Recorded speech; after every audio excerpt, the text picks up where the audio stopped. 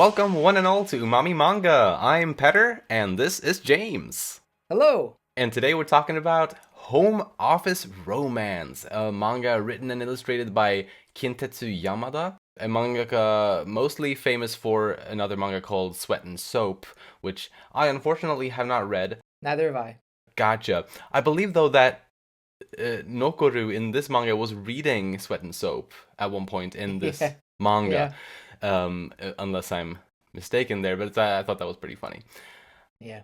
But yeah, and in general, I haven't read anything else by this mangaka. Have you read anything else? No, I have not. This is the first of his works that I've read. I gotta say, I think I'd be interested in reading more of them. The concept for Sweat and Soap is a little eccentric. Um eh, you Yeah, know, but I mean based off this, it feels like it'd be a fun little, I guess you could call it a rom-com. I don't know. Again, probably. I haven't read it, but Hmm. again, based on Home Office Romance and just taking one of his one shots and expanding it, I think he has a lot of talent, and yeah, I'd be open to reading it too. Nice. Yeah, yeah, same. And as for this manga specifically, I was recently just looking around to see if I could find some short manga to read, and I stumbled across this one, and it had like only good reviews, so I kind of I was compelled to get it. Um, and after I had read it, I felt well, I liked it, so I suggested we do it for the podcast, and I also figured it would be nice to talk about the manga on our manga podcast that depicts COVID-19, since it was during that pandemic that we started Umami Manga. True. And it's like, also, as I was taking my notes today, I started wondering, kind of, who knows? Maybe if it wasn't for COVID-19, we wouldn't be doing Umami Manga. Perhaps. Like, you never know. So it's just kind of crazy to think about. But yeah, I think it's also enough time has passed now since the pandemic, so like we can talk about it without, I don't know. Hopefully, there will not be any like hard feelings among the listeners or anything. I don't know if it's a sensitive topic to some. Um, I obviously it was a pretty shitty time to live through. I don't know. Sometimes I look back on the pandemic times, like, you know what? Maybe it wasn't as bad as we thought it was. I think what was worse about the pandemic, I think the worst thing about it was the mystery of what was going to happen. Or like, would the Right. world ever go back to normal? Yeah, the uncertainty of that. Yeah, the uncertainty of it for sure. I think that was the worst part of it. Other than that, I mean, for those of us who had the opportunity to work from home and I guess not get sick. Yeah, for sure. Yeah, Yeah. it was pretty great sometimes, to be honest. I mean, and this one Yeah. kind of even covers a little bit on that too. I feel like. Yeah, definitely. Yeah, no, COVID-19 is certainly one that or a time that is important for our podcasting. Although I think we started. Did we start before it? Well, we had the Titan Tea Time podcast before it, Right, but we right, didn't start yeah, Umami Manga until December 2020. yeah, So that's right. that was during the pandemic. Yeah, yeah.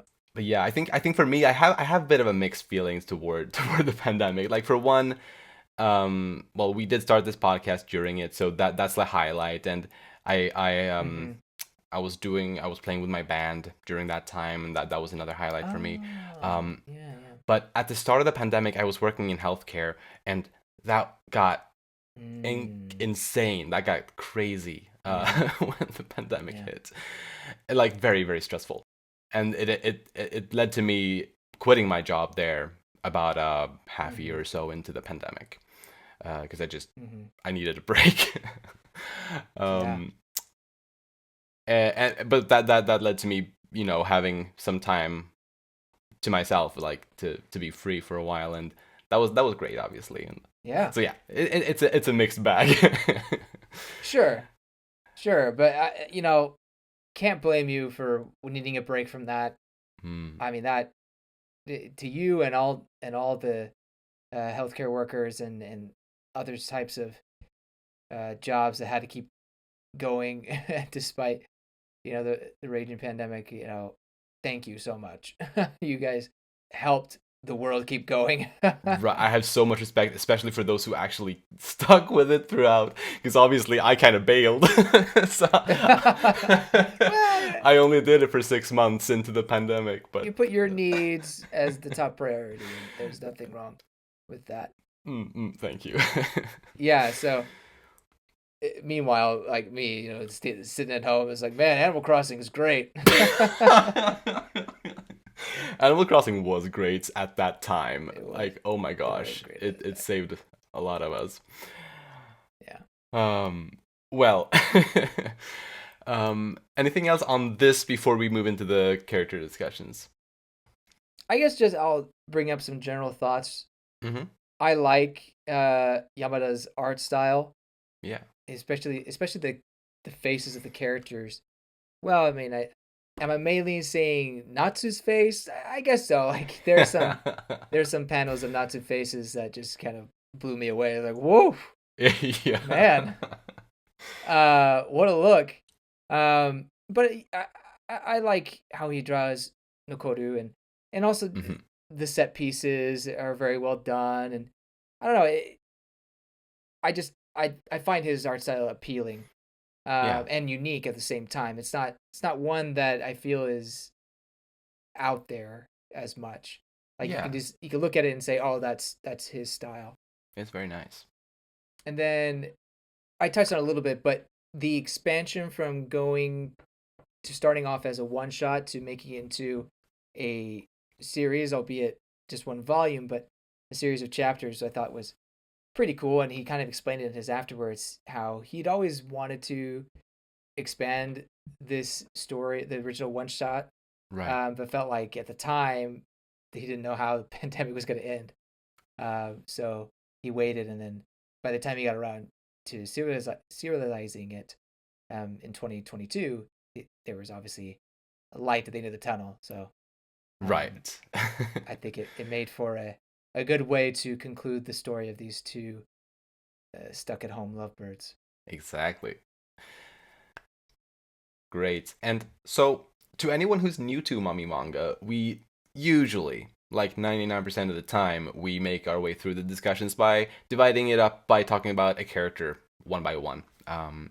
And so we're going to do that here as well, but there's only two characters, so Yeah. it will only be two segments. Yep. um, but I'd like to start by talking about the narrator of the story, Nokoru Mitsuhashi, a hardworking system engineer. And yeah, he stays hardworking really throughout the story. Like that's not anything that really changes about him. Or well, he does get a more lax job by the end, but I feel like he's still like a very active person.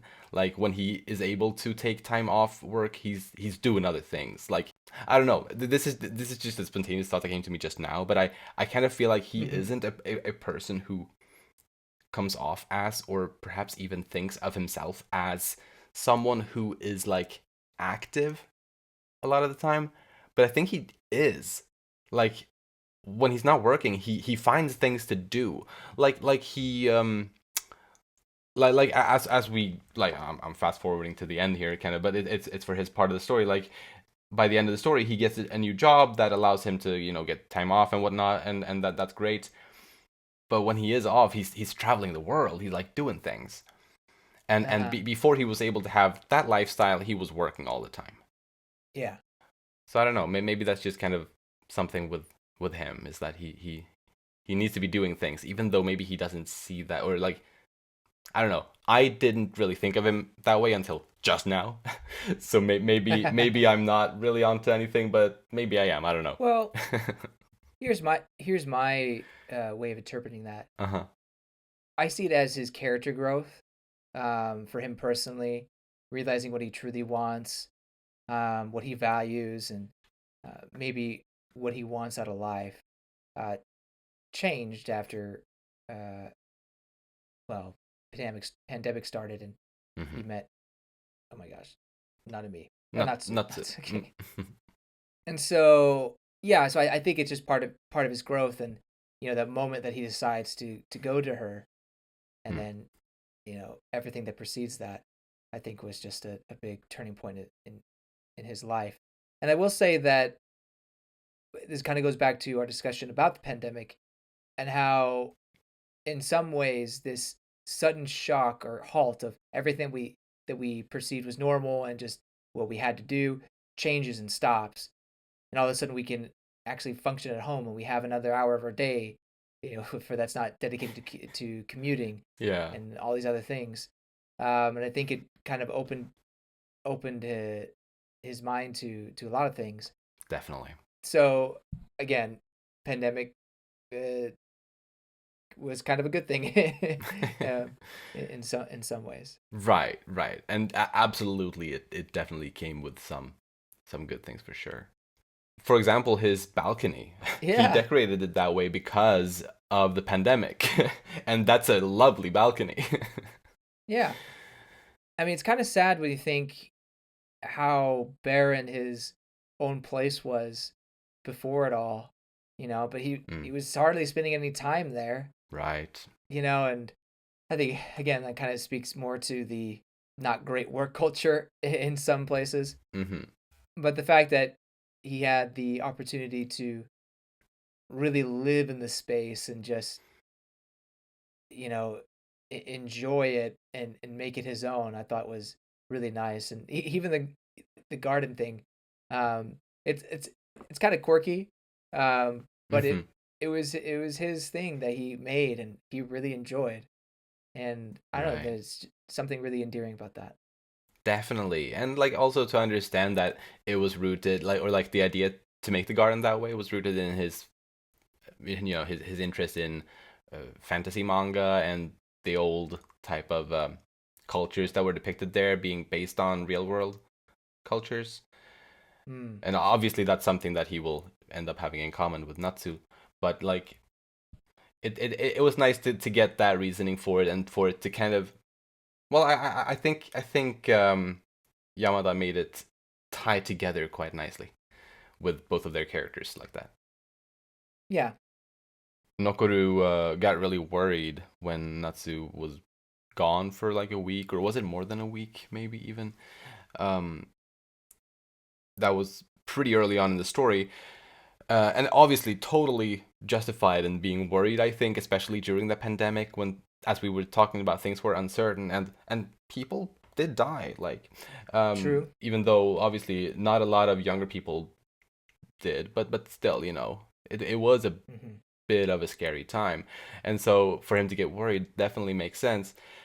But of course, I think it was also really sweet to see that side of him. And for him to feel that worried that early on in their knowing each other was also pretty sweet, I thought.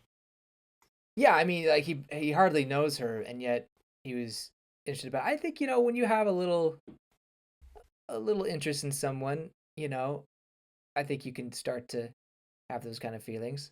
For sure. Uh, And I think she had kind of planted some seeds with him before she yeah, disappeared there. So, yeah, uh, and the fact that she goes to him after seeing the recording on the intercom. I mean, yeah. I think that was a good sign for him. Although obviously he didn't want to rush into conclusions. Yeah. Um, for someone who is not or tries not to be irrational, he made a lot of rash decisions sometimes. It felt like, um, but and even not to touches on this where he's kind of like battling his like two sides of him. The one side that is rational, the other side that's irrational. It just goes Right. back and forth. Um, Yeah, but again, that kind of struggle is endearing. definitely is, definitely. There was the point where, because or when Natsu asked him about the balcony, and he was self-conscious about opening up about the real reason for it, that was based on Yeah, fantasy manga, and that he had that interest. yeah, Um, and so he tells this white lie about it being for some completely different reason, like it makes it makes the air in the apartment cooler or whatever he said. Um, but it was funny, like just like a moment later, Natsu asked if she could borrow some manga, and like they were like talking about the manga, and like at that point, it was like he might as well have told the truth right away, because he was gonna start lending her manga almost pretty much right after that moment. But obviously he couldn't have known that. But uh, Yeah. Well, but yeah. I do like how that kind of Natsu borrowing manga from him became a routine for them for like 2 months or so, and like how it became kind of their quote unquote reason for meeting. Obviously, they would have wanted to see each other either way, probably, but like to have something to have an excuse to meet, I guess, for that hmm time. And then when she finished reading the series, he was like, "Well, what now?" And yeah, so he yeah, took that step at that point to start reading her books. Um, and I thought that was pretty great for him because he doesn't usually, or at least not until that point, I don't feel like he took a lot of big steps in their relationship. right. She was usually the one taking most of the big steps. So yeah, I hmm respect him for doing that. Yeah, like I said, a rash man making irrational choices. Yeah, or I guess quick judgment. A man who likes to overthink things, having to make uh quick judgment actions, and there's a few times where that happens in the manga, and that one where she's leaving, and then he desperately says, "Hey, can I read some of your books?" Um, that was definitely one of them. Respect, you know, takes guts. Yeah. Although it's not like he was doing it out of the blue. I think No. she was pretty open to it. Right. Right. Yeah, I I like how detail oriented he is. I'm not necessarily one of those kinds of people. Maybe if I'm planning a trip or something like that. But most of the time I'm pretty go with the flow. Well, yeah, I'll I'll be the first to admit that if it's not my flow, then maybe I don't like it as much.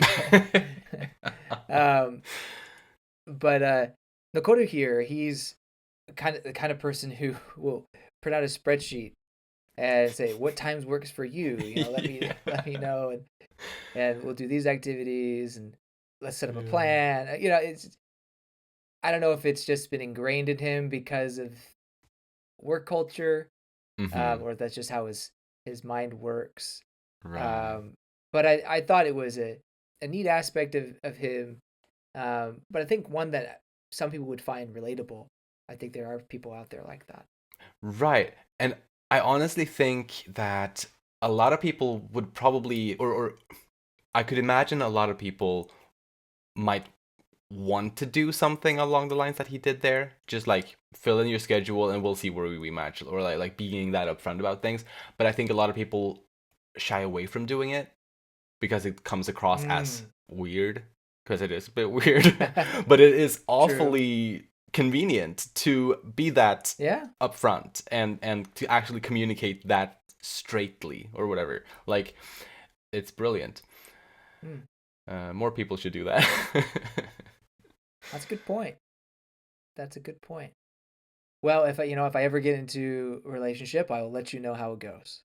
Please do. Um, sorry, now I'm laughing. I just saw my notes. I wrote Nokoru's little condom crisis was very funny because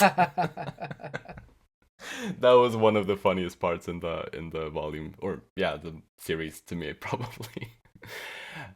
It um was pretty funny. is like he's like praising online shopping, and then it turns out to not be as convenient as he as he was saying it was. The gods of Amazon have failed me. Yeah, and his face expression when Natsu says to him on Christmas, "I can't decide if I should ravish you now or not," Oh and his gosh. face as a response to that, that was probably my biggest laugh in the whole series.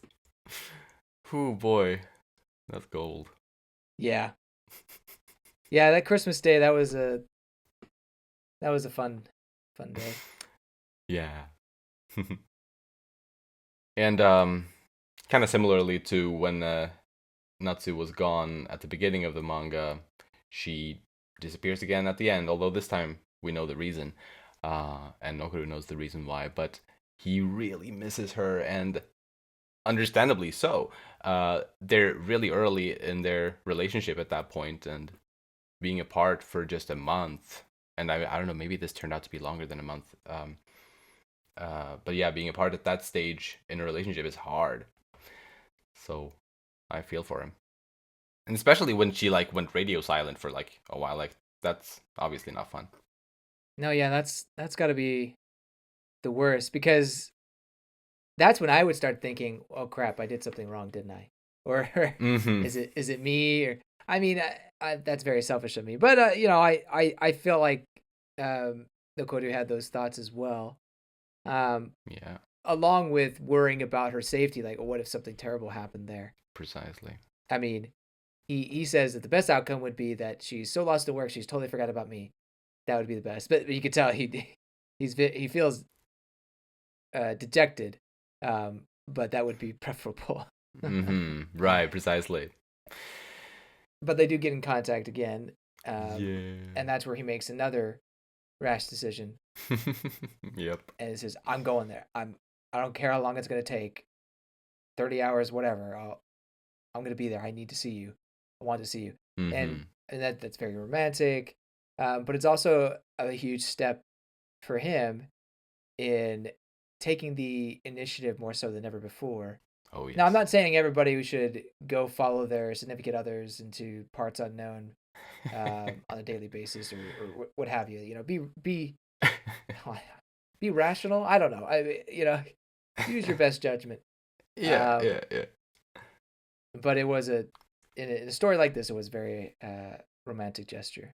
Definitely. And right, I agree. It's obviously a huge step for him, who in their relationship is usually not the one taking the big steps, although even if he does here and there. Um, but another huge step that he took kind of along, like in that same part of the story, was that he was the first to say "I love you." Oh, that's true. So that's also It pretty was. pretty huge Yeah, and very adorable. yeah. Natsu was the one to kind of almost force him to call her by her first name. That's But they true. both still say Nokoru-san or Natsu-san, which I don't know. I don't understand relationships entirely in Japan. Uh-huh. Uh, Having not ever been in one in Japan, obviously. Yeah. Um, Despite living there, love is just almost a foreign concept. No, no, no. What I'm saying is that um, it's just odd to me that they wouldn't be saying just their names without the son part. Right, without the I don't know if honorific. it's just like a Hmm. manga trope, um, Yeah, I don't know. where uh, they just do that. But I mean, you've gotten this far with the person. I don't know. Maybe it's also my background. Um, but I feel like at that point you would just call each other by the first name. But again, I don't know. I mean, Yeah. maybe that's just a not how relationships work in Japan. Right. Yeah. Clearly, the English mind cannot comprehend that. Right. It is very different, obviously. And like, sure, they're using their given names, and that's obviously better than using their family names. But Right. but having the honorific there is still definitely a bit weird. Maybe they'll stop doing that in a month or like I don't know, like just a little bit more time needs to pass, and then they'll drop the honorifics. I don't know. I guess so. uh, It'll be bigger than the confession when someone stops using the son. Oh, yeah. you stopped. He dropped the honorific. Wow. When's the wedding date? Right, exactly. Hmm.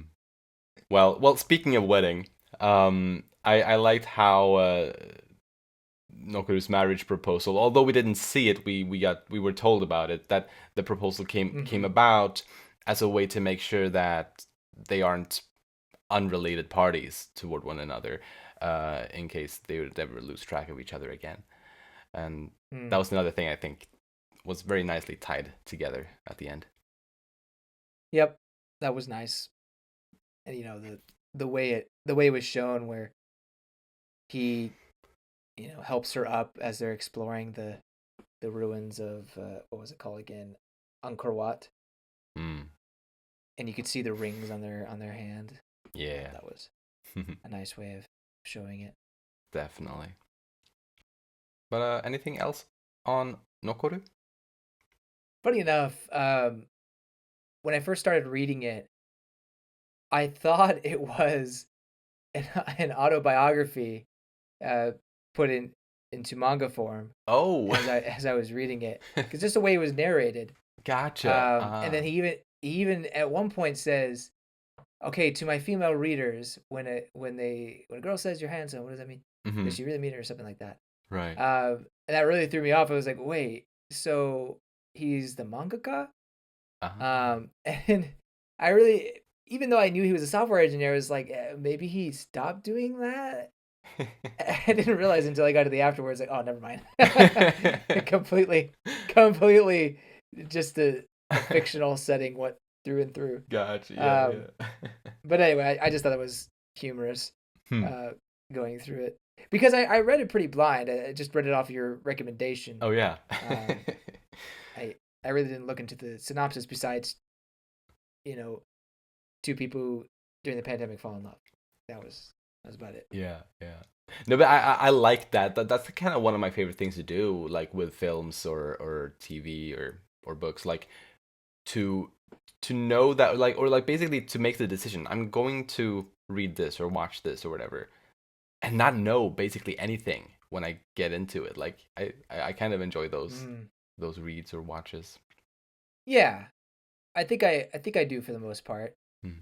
Um, I don't think I particularly like to know how the plot goes, if I'm interested in watching it myself or reading it myself.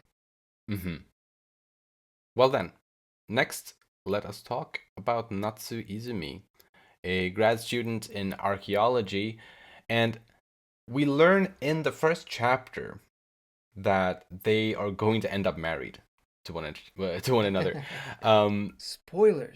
yeah. Speaking of knowing or not knowing Exactly. what's going to happen, but I think that's an interesting move of the mangaka here to basically, well, quote unquote, spoil us on that. But I wanted to know first off, what do you think of that of the fact that we are quote unquote spoiled on that in the first chapter? Well, part of that's what made me think it was an autobiography. Oh yeah, right. Um, That's right.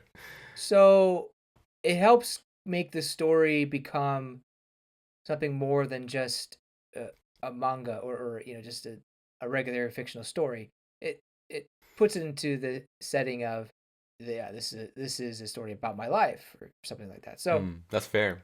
there's that part of it. But yeah, you already know kind of the end game of how it's going to go about. But I think because it is such a, lack of a better word, simple manga in terms of how many characters there are, and the plot threads, I think there's nothing wrong with having that expectation and just getting excited about seeing how, that happens.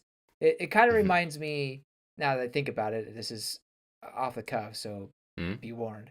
It reminds me of, My Hero Academia, Right. where I was thinking about that the too. narrator Deku basically says, "This is how I became the greatest hero."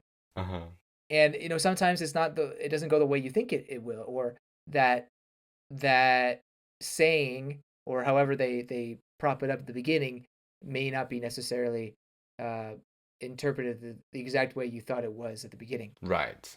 But that's the big difference. There is very long, a much longer series For sure. versus 1 volume worth of content for home office romance. So I doubt there Yeah. was a whole lot of changing how the story could potentially end, uh, etc. But Hmm.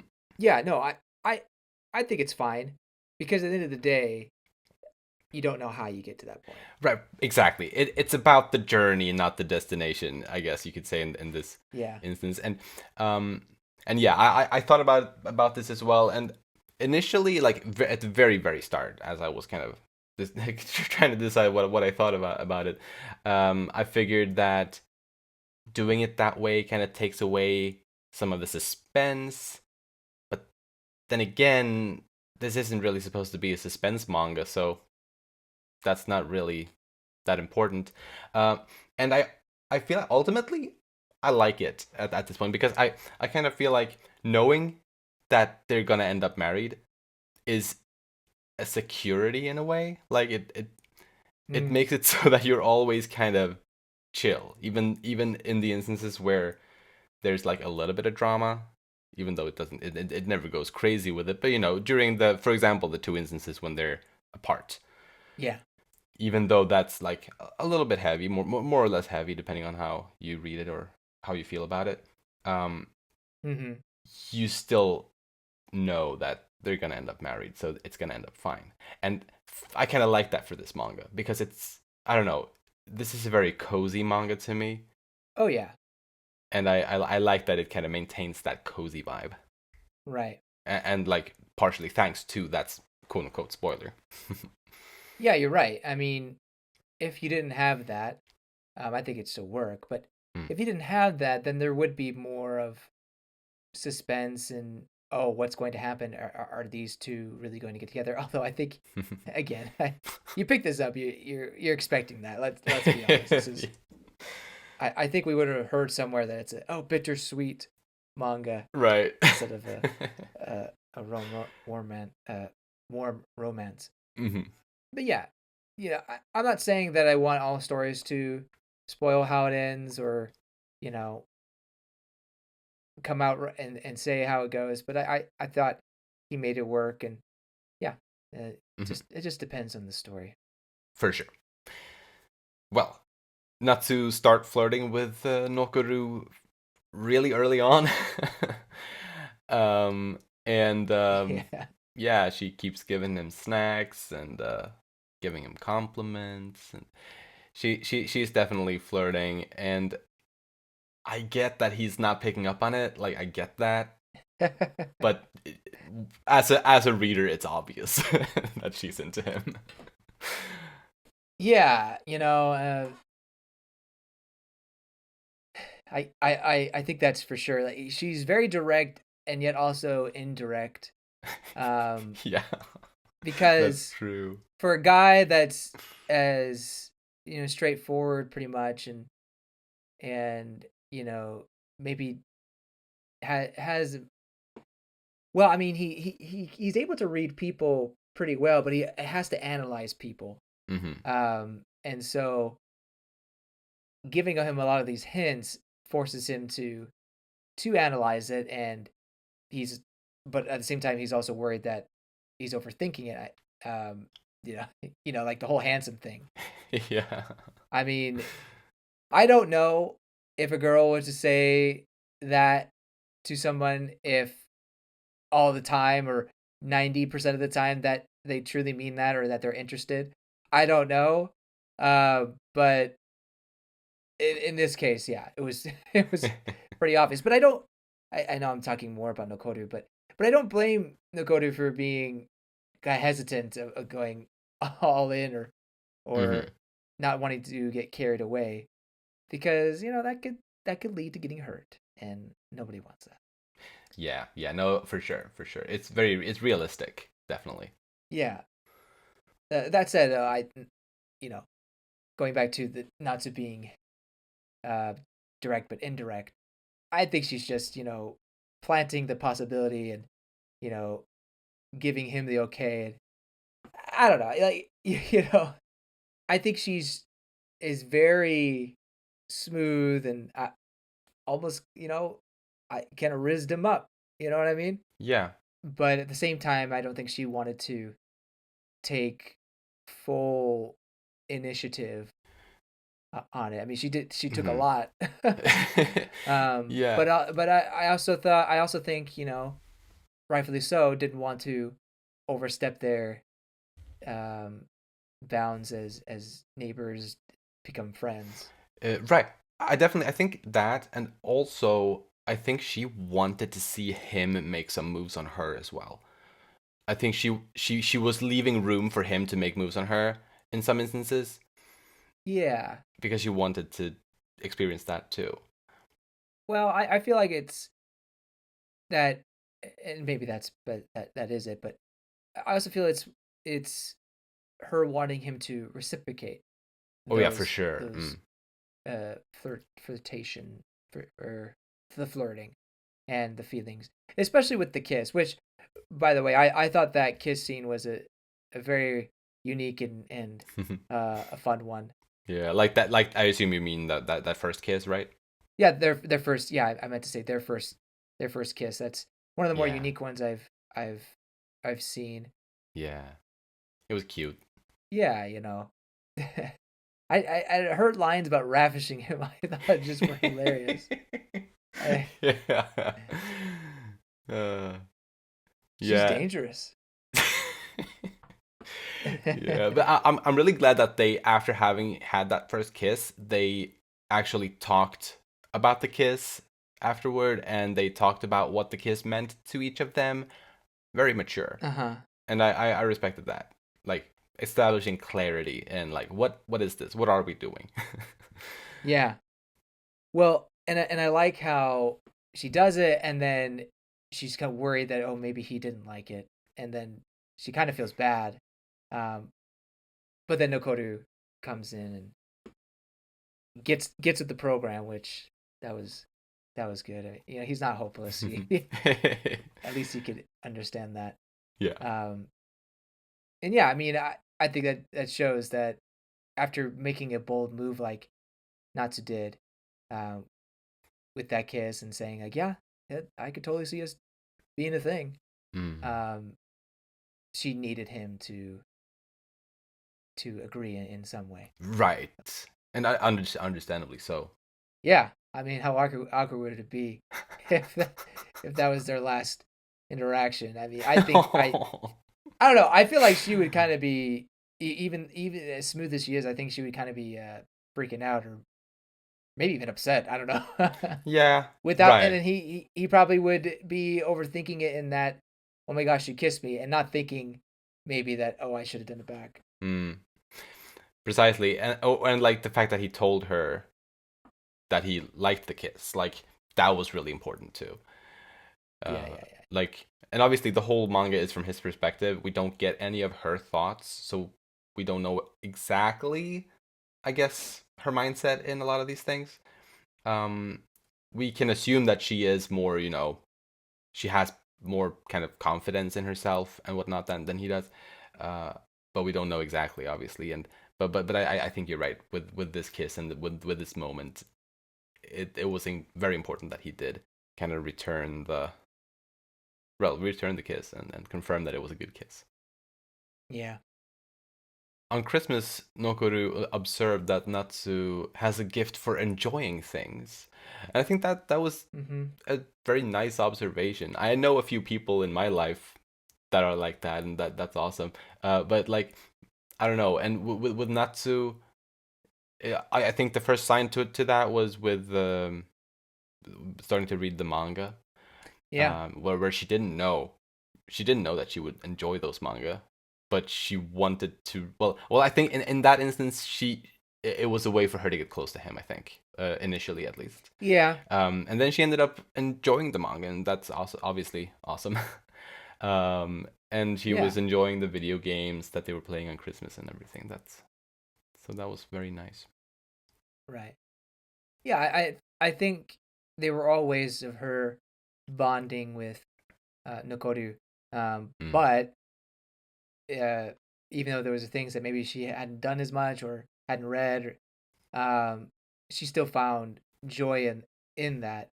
And part of it is probably because she's doing it with a guy she likes. Um, Mm. but also, I like Nokoru said, she's, yeah, finds the joy in a lot of things, and yeah, is kind of adventurous in that way. Right, precisely. Yeah, adventure is in more ways than one. Yeah. And I like that she like after she had read the manga series, I like that she actually figured out that the balcony was actually based on Angkor Wat, and like that it was rooted in those manga, that he had the interest from there. Even though he did tell that Hmm. white lie, or maybe just straight up lie, I don't know. Either way, she she figured it out, and it was no big deal. It was just kind of I mean, yeah, to Nakota's credit, I just gotta say, like, you don't just go. At least for me, it's hard to just come out and say, "Oh yeah, I did this because it's off of a manga," or I like this hmm. because of a manga or an anime or a video game. You know, it's like you can't just say that kind of stuff because sometimes the people you say it to or have those not great attitudes about it, unfortunately. No, that's fair. So I don't blame him for hiding it. But I appreciate Natsu for being a good sport about it and kind of teasing him about it, but also saying, "Hey, that's pretty neat." Yeah, and obviously that was kind of their first kind of bonding thing, so that was obviously very good. Yeah. By the way, something that I was thinking about earlier when you were talking about how Natsu is direct and also indirect in various ways, Mm-hmm. um, it was just like a thought I got off the top of my head when you were talking about that, that I wanted to squeeze in. Mm-hmm. Relatively early on in the story, when she was asking him about the brand of his mattress, and he went inside and took a photo of the mattress or of the brand, and he brought it back out, and she kind of solved that situation by taking a photo of his phone screen, uh, Yeah. a photo of his photo. Uh-huh. And maybe there isn't anything into this. There probably isn't, obviously, since they ended up becoming a thing and everything, and she seemed to be relatively interested in him from the start. But when I read that the first time, I remember having the thought that did she do that as a way to kind of be able to avoid having to exchange contact information with him? Obviously, I don't think so, To but like avoid it. it kind of felt like that to me. Hmm. Uh, like if you don't want to exchange contact info with someone, Sure. that would be a way to get around that. Sure. And so I wondered if Nokoru could have read it that way, and then feeling that okay, she's not into me, uh, kind of on some level. Yeah.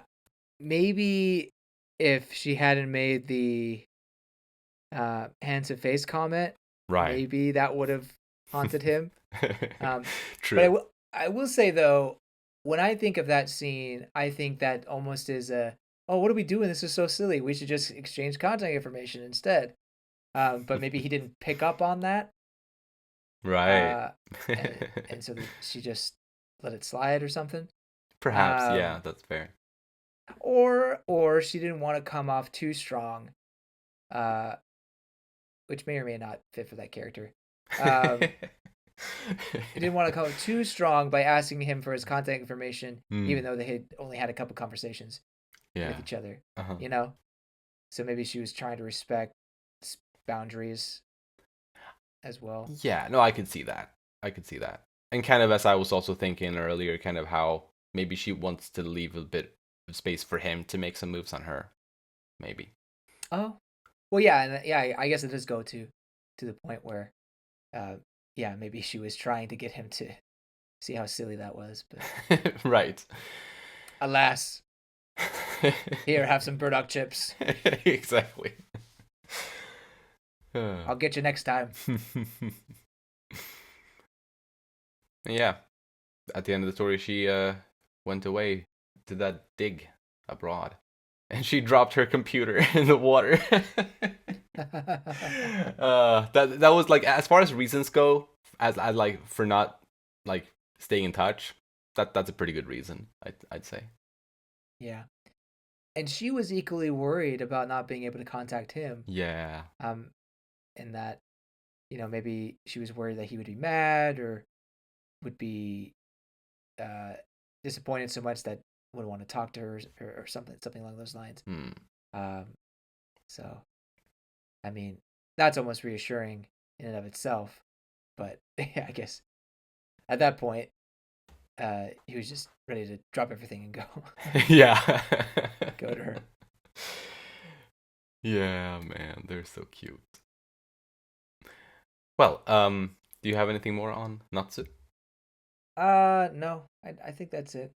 Alrighty, then let's talk a little bit about whatever is left for us to discuss here. I thought this was a very nice little manga. I enjoyed it, and I think the characters felt real, and they felt the characters felt realistically smart. Like there wasn't ever a point where I was like annoyed by their actions and felt like, oh, that's Mm, unrealistic or just stupid. There wasn't ever a yeah. part like that. So I I appreciated that. And also the love story I think felt realistic. Yeah, it was very neatly told in this short manga. Yeah, I agree. It's sometimes it's the more simplistic everyday stories that come out more romantic than even some of the over the top romantic mangas that you read. Right. This one I think was a very sweet, cozy romance about two people falling in love with each other. Very cozy. Next, I'd like to know how you would rate this manga on a scale from 1 to 10. Oh, I would give it a 7. I think it's good. And it's a manga that I would be willing to read again. I liked it. Awesome. Great. I also rated it a 7 out of 10. It's great. And yeah, definitely, would recommend. I mean, I technically already have recommended this one to James. um, Now it's my and turn. yes. And I technically have even already read it twice, and I assume you also have read it twice because we took Yeah, notes for this discussion as a reread. right. Um, and so yeah, definitely. And the fact that I wanted to discuss it on the podcast is also a sign that it's a good manga in my eyes. Hmm. So yeah, I thought it was neat. And dear listeners, please let us know how you would rate this manga in the comments. Yeah. And at least as far as my questions go, my last question, which is coming up in a second, I would also like to hear our listeners' thoughts on. And it is, who was your favorite character? And now this manga doesn't have a lot of them, but there are two options. So James, why don't you go first? I mean, it's Nokoru for me. Nice. Mostly because of the change he goes through in himself. Uh, Look, I could have easily picked Natsu just because it's the hot girls with freckle and glasses, and she's just awesome. But no, I went with the character that I thought. I mean, yeah, clearly the main character, but I thought he had the most growth. Um, and I just really love his honest. Well, all the things we talked about, all his endearing sides and his willingness to drop everything and go to her um, was an incredibly romantic gesture. So anyway, Yeah, he's my Nokoru's my favorite. lovely. Um, and yeah, it was a really close race in my mind, having to pick a favorite between the two. I ultimately went with Natsu though, for my favorite. Oh, really? Yeah, well, for her being in most cases being the one to like push the relationship forward and kind of taking those important steps. Uh, True. Doing that most of the time is big of her, and it certainly takes some courage to be able to do that. So props to her, I think, for doing that. And I also kind of really value the side of her that's just so kind of comfortable with herself and with who she is. I think that's very admirable. Yeah. So yeah. That being said, as far as Nokoru goes, I really, really appreciated his narration. Like that was one of the highlights of this manga for me was the way that he narrated the story Hmm. throughout. Uh, that was also lovely. Yeah, I agree. It was a good way to have the manga flow with his narration. Yeah, and it again added to that coziness of this little story. Yeah. It would be kind of fun, maybe repetitive, but it would be kind of fun to hear Natsu's side of the story and have her be the narrator. Ooh. and her thought process. Again, repetitive, but there is definitely some aspects or definitely some moments I would like to hear her thoughts. Definitely. Um, and when she's uh, either gone for a week or Uh-huh. later on when she's out of the country. I mean, there could have been some interesting um, stories to tell there. For But sure. I like that. I don't know why that came to mind. But, No, but I like that uh, idea. If Yamada would ever do that, I would absolutely buy that and read that. yeah, Um, yeah. Not saying I think it will happen, but No, it will never I happen. still like it though. You could almost make any manga is like, well, what if you took it and put it into their perspective instead? Yeah. Actually, some manga do that. In that you get like one or two chapters where the perspective changes, and it's Right. it's the male love interest instead that you hear his narration and thoughts. But then it goes back to the female Right. narrator or whatever. Anyway, cool. Well, thanks for introducing this manga to me. It was good. Yay. I liked it. Awesome. And thank you for trusting my recommendation. Yeah. And yeah, again, thank you, listeners, for listening. And let us know how you'd rate this. Let us know your favorite character. And let us know whatever else you'd like to share in the comments, please. And yeah, I suppose that's all for this episode, right? That's it. Alrighty, then. If you enjoy our podcast, please share it with your friends. You'll find links to our social media in the description, and you can support us by rating our show on the podcast platforms and subscribing to our channel, Umami Manga, on YouTube. Thank you so much for listening, and we'll see you next time where we'll talk about something else. Bye-bye! See you later.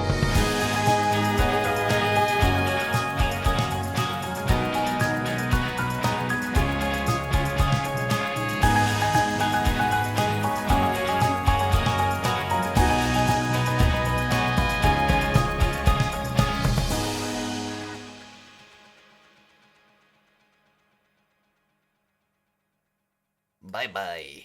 See you later.